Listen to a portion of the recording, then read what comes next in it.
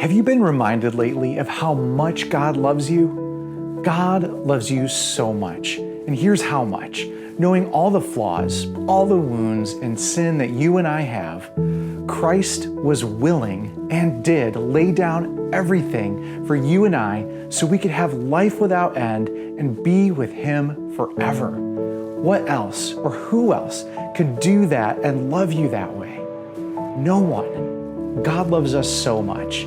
It's time to move our hearts more fully in God's direction so that we never forget His saving love and return to or renew our love for Him.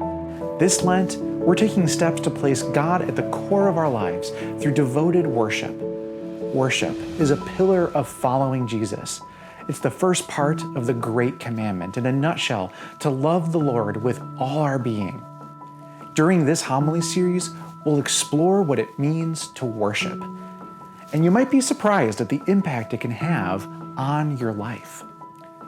Now, if we're honest with ourselves, our worship can run flat at times. Maybe for you, it's been that way for a while.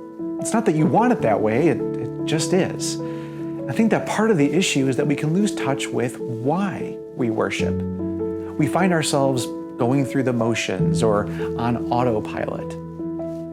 Well, Lent can be the perfect antidote to this.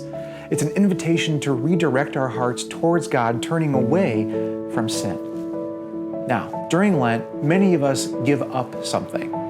But if the goal is to turn our hearts to God, we can't just move away from distractions. We also have to take positive action towards God. And we have great opportunities for you to exercise the worship muscle of following Jesus this Lent. Start by subscribing to our weekly videos and questions and inviting at least one person you know to do the same. It's a great idea for a Lenten resolution. And check out our upcoming guest speakers and opportunities to pray and worship. Let's make this a Lent of reinvigorating our worship of God, who is love and loves you so much. Let's love Him back.